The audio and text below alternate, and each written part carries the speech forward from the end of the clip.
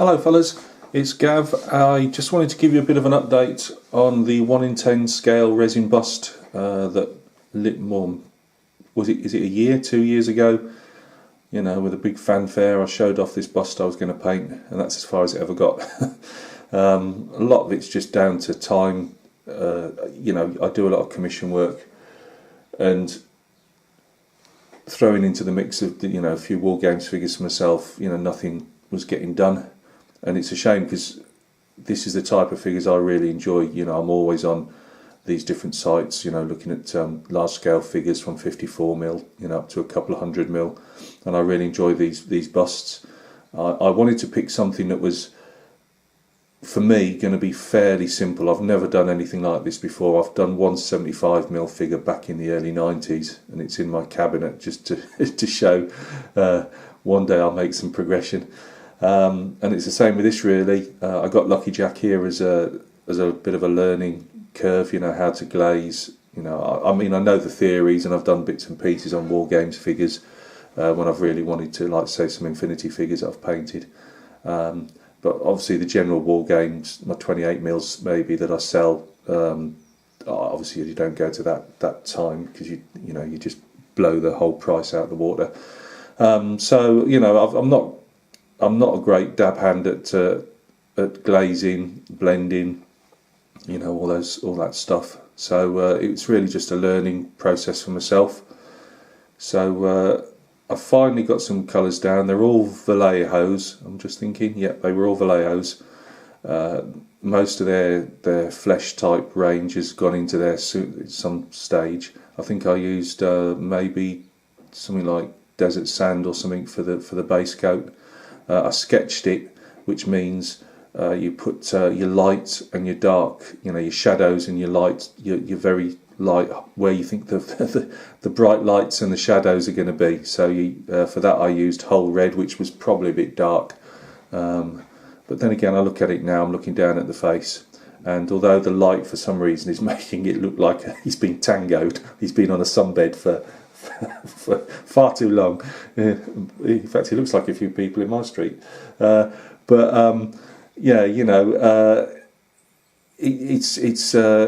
not going too bad. I've put some glazes of purples and blues and scarlets, and I think maybe even some Aurora orange, which was another learning curve. Gav, do not use Aurora orange when you're trying to do too many of these glazing highlights.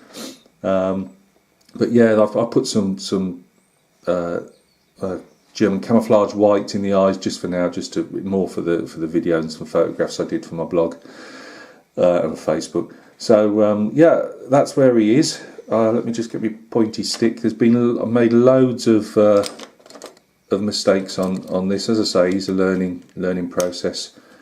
It's just like painting war games figures. I look back. I actually went in a drawer in my shed and found some stuff I painted 15 years ago, and I looked at what I paint now for war games figures, and you think, well, it's come on leaps and bounds.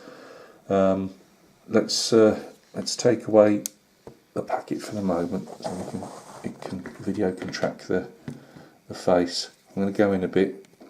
As I say, I'm not a bit happy. It's all showing it really orange for some reason, and I'm not at all sure why. No, it doesn't really make any difference, is it? Anyway, I've done some mistakes. There's the odd little bits where the paint has crumbed, and that's when you're overworking the paint without letting it dry. You're too keen to go on. I was a fool really, because I've got a hairdryer stood next to me. I could have just dried it out, but you live and learn. There's a bit of crumbing up there as well, which I've tried to take care of. I keep fooling myself into saying, well, it'll make the face look more lived in when it's finally finished. What else have we done? Slightly shiny. Again, I don't know why this is showing this really bright orangey yellow, because it's not what I'm looking at. But slightly shiny in places. That's again, I've been overworking the glazes where you're moving your brush backwards and forwards. You can tend to polish the surface. I think that'll only come up with time and, you know, a fair few figures, you know, just to get the techniques right. You can see where I've still got some. I'm trying to keep some shadow areas in. So I've put, this is where they originally had some of the whole red for the deep shadows down here, in obviously the eye creases and around the nose and under his chin. He is supposed to look like Russell Crowe on the box, and he does look like Russell Crowe on the box. The sculptor, and I think it's Anyun Sig, he's made a fantastic job. And when you you know, when you look at the box art, he looks like Russell Crowe. I think he looks more like Bernard Manning now that I've done him, but never mind. Here as well. Let me just get that out slightly. Around here, I've put in browns, greens, blues. This would be like a paper rosette. So I would. It's always black for the Hanoverian regime, or the king, in other words. I've put greens in that because I'm trying to differentiate all the blacks, because there's a lot of black there. The problem is I've ended up with some tide marks. Again, that's just because I don't know glazing enough yet to do it justice. The ribbon at the moment is painted brown. I was thinking of trying non-metallic, but I'm thinking, one, it's, you know, it's my first bust. Let's just go metallic and really work it with the inks and that to see if we can dull the sparkle down, rather than you know, trying with the non-metallic straight away. So, because I do like non-metallic, and you know, I often inspired by people that do it. But you know, let's cross one bridge at a time.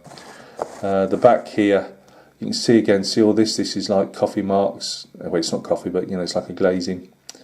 I'm going to have another go at that. I just needed a break from it. I've put some little dots and dashes in there just to try and show some texture on the hat. These would normally be felt, I believe. The little white bits and pieces, that just needs blowing off. It's just bits floating around in the air. Just English uniform on the tassels and that at the moment. The hair, I've done lots of dashes in that. Now I'm not sure with that, because it looks like he's almost got dreadlocks. the way it's all dots and dashed. I was just trying to show some texture in the hair. I didn't want to make it too bright. There's got to be, when this is joined to the body, there's the actual the torso piece has got the rest of the hair, you know, in a bow, and that attaches somewhere in just below there.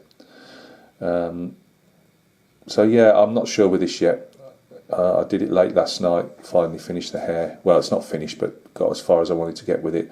And I may put some washes on that to tone these little dots down and see how it looks, and then maybe rebuild it up from there. So that's how far we've got with Lucky Jack. As I say, there's what I intend to do with the skin tones is maybe try some stippling around the cheeks and the chin area, and just put a few, you know, the problem is you're tempted to be like, you know, I follow a lot of the big painters like Kirill Kanaev and Jason Zhao, and you know, it's almost like you're going to pick a brush up and paint like them. It don't work out that way.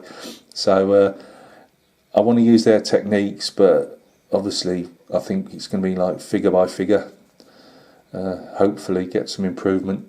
So I don't want to, you know, at the moment the skin tones aren't looking too bad. As I say, I have no idea, but looking through the camera, this is bright orange. Let me just see if I can turn this light off, if that makes any difference. Does it? I don't think so, really.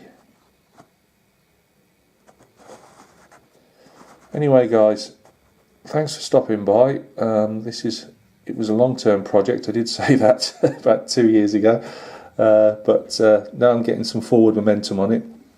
I'm going to keep having a go on this even if it's only an hour a night. You know, just get something done on it. So thanks for stopping by. I know these things aren't everybody's cup of tea, especially in the wargaming part of the community. But you know, I really enjoy this type of thing, and I'll just love trying to improve my paintwork and looking at other people's. And again, just as there isn't a lot of content out there, you know, for historical wargaming. There's also a lot of content on large scale figure painting. Really, you get some reviews in that, but they're only trying to flog your figures rather than, you know, showing them off. Anyway, guys, thanks for stopping by, taking a look, and I will catch you again on another vid. Cheers.